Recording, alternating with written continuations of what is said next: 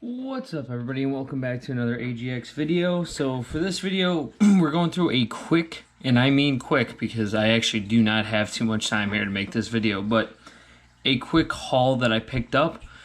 This was at a secondhand antique store.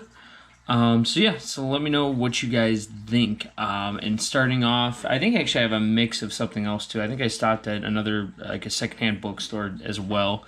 But anyway, that's not really that important to this. But if you're new here, I like to collect old comics. I like to talk about current comics, and I like to hopefully get into the trading and reselling as well. So if you're into all that kind of stuff and are curious about current comics and so forth, and old ones and whatever, and coming along with this journey of kind of what I'm collecting and what I'm trying to achieve or whatnot, please do me a huge favor and like and subscribe below. But first up is this one. This is number 2 in a 4-issue limited series. This is called Headmasters, and this is a Transformer crossover series that happened. With this book particularly, it's not too much of a key, but it is one of the sharpest books I have found in the wild, that's for sure. This thing is super, super, super clean, and I definitely recommend whenever you find a book that is just so sharp for $1, you definitely probably should just pick it up, because I'm like, this book is too clean not to keep. Like, for sure, for $1, for sure. And actually, this has got it's not too bad. The series, I'm not really too familiar with it, but I am a Transformers fan, so that's why I had to pick it up. Next up is another, surprisingly, a better condition one than I usually have, but this is Yosemite Sam and Bugs Bunny by Whitman Comics. A nice 20 center, and yeah, I just, whenever it comes to classic Looney Tunes or Hanna-Barbera stuff, I always like to grab it because, like, I don't know, I grew up with it as well, and it was just, like, a cool following, and I just think, like, you know, some of the comics are just, almost timeless in a way, so that's why I kind of like picking them up. Whenever I see them, I have to go at them, and, like, especially, like, I've been finding a lot of, like, the Whitman stuff like that, and I'm trying to think the other one, but a few episodes back, I found some Laugh Olympics from Hanna-Barbera, and it's just been really a fun adventure, and that's why I kind of pick these up whenever I see them, and especially for $1, you cannot go wrong. So, as in the same vein as the Transformers, I do really like G.I. Joe as well, and I guess this is a spin-off series. This one is in really tattered shape. But nonetheless, for $1, I couldn't resist. And this is G.I. Joe Special Missions number 1. So why not, you know? Just a cool looking cover. I kind of like, there's a lot of, if you want to talk about bad spine ticks, that's definitely the place. There's damn near holes in this cover, and up top is so frailed. But nonetheless, this was a really, like, cool one to find, and I was like, you know what? I'm having a tough time finding early G.I. Joe comics. I know I found some early Transformers, and my ultimate, like, personal collection goal is to find a G.I. Joe number 1 in the wild, and also find a Transformers number 1 in the wild. I got close with number 3, 4, and 5 with Transformers, but really trying to get those number 1s, which are going to be pretty tough to find. But if I do, or if you guys are trying to sell any of them, let me know, because I am definitely in the market. Next up is actually something that I've... okay, so there's a lot to this. So this is Defenders number 89. This is the origin of Hellcat and kind of like a romance. There's a lot of answers to Marvel romances in this. However, though, this kind of struck a new idea for me to do maybe a new series on my channel. And there's also a feature that includes a kid holding a cereal box that has the word shit on it.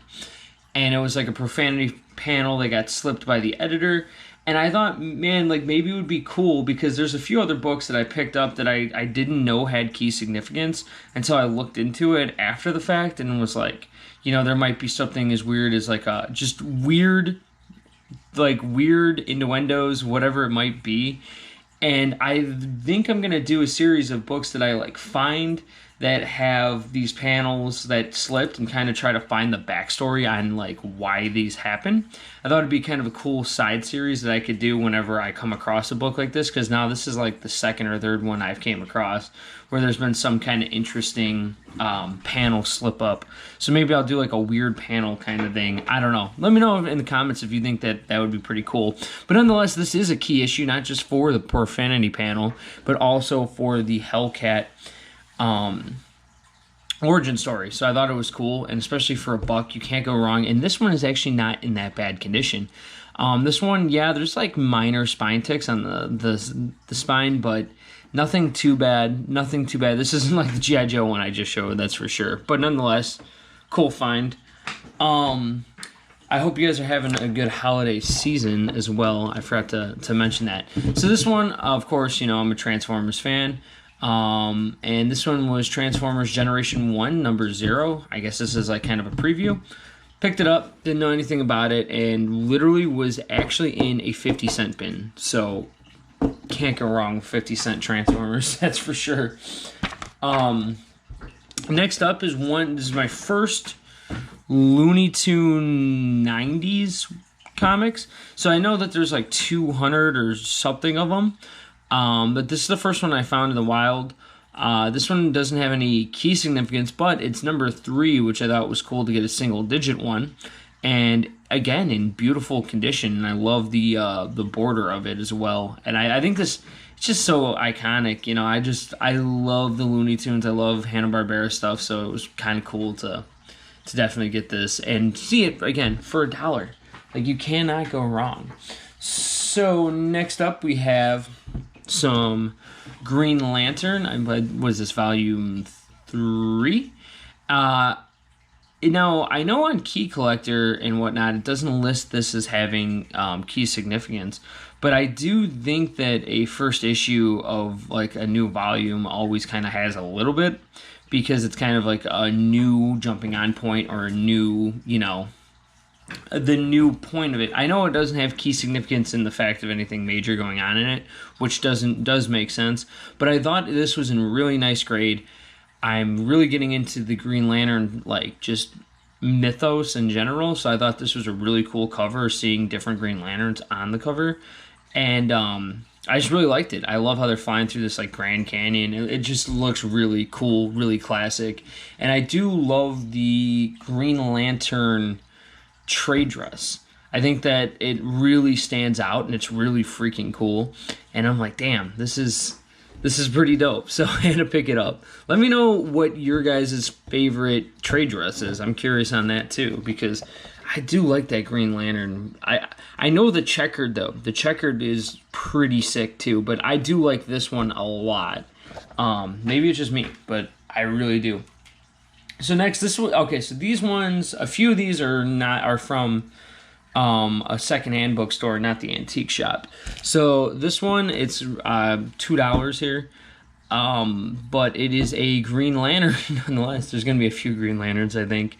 I thought this cover was cool because it's like kind of got the space pirates, and it just was in really, really nice condition. 168, I don't believe is a key. It doesn't have any key significance, but these covers are just, again, like primo. Like, I like these covers a lot. So 60-cent Green Lantern, had to scoop it. Another 50-cent Green Lantern, we have number 134.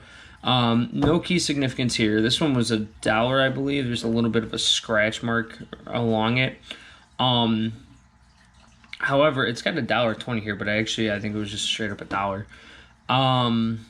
Yeah, more Green Lantern. I'm really getting into collecting Green Lantern, that's for sure. And I come across these and I'm like, for sure.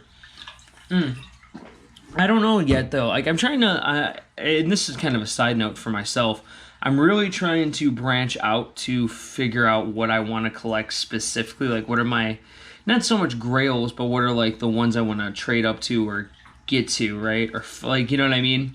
And with Green Lantern, I haven't really nailed it down. I have a few covers in mind, but none that are like too major that I can't probably find in the wild if I look hard enough or long enough.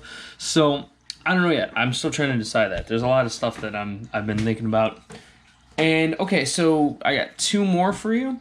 And this one is got some key significance. Dollar key found with beautiful border and probably one of the wackiest looking characters that I've seen so far.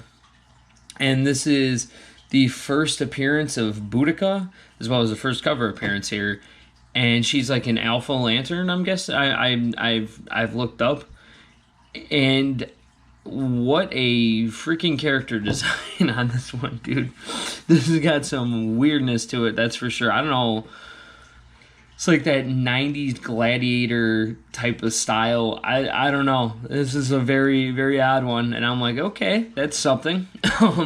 But nonetheless, this is Green Lantern number 20 from Volume 3. So, picked it up. Again, let me know if you guys like this volume as much. I don't know. I like the trade dress, but some of the artwork is like this artwork I'm not the biggest fan of. But the first number 1, I did like the artwork. So it's kind of like hit or miss with me, I guess, with some of these covers. I don't know. And usually I like the Green Lantern covers more than like an average one from anyone else. I don't know why. I do like the covers a lot. Last one is probably like more of a major book, but not too major here. We have The Incredible Hulk, and this one's actually in really nice condition. The Incredible Hulk number 366. This is part 3 of 4 for the run of The Leader. And this does have a lot of key significance. This is the first appearance of Riot Squad. That's like Jailbait, Orgris, Hotshot, and then also Madman appearance as well. So I thought it was pretty cool. And yeah, for only $1, you can't go wrong with this, and that's for sure. This has actually got a little bit of value to it. So with that being said, thank you guys for watching. I'm sorry I had to be so quick in this video. Usually I do much more elaboration. I've been putting up a lot more current stuff on the channel, as well as like some different ideas while I go through my comic book collecting journey. So if you could do me a huge favor, please like and subscribe for more, and yeah, stay tuned for more content, because there is a ton of books I recently picked up. Literally, I picked up over 300 back issues that I have to make videos on, and I'm going to kind of piece it together. So definitely get ready for that. And there are some major, I mean, there is books in there that are worth a lot more than I usually. They're not just dollar bin books. So with that being said, I'll see you guys next time, and have a good holiday season.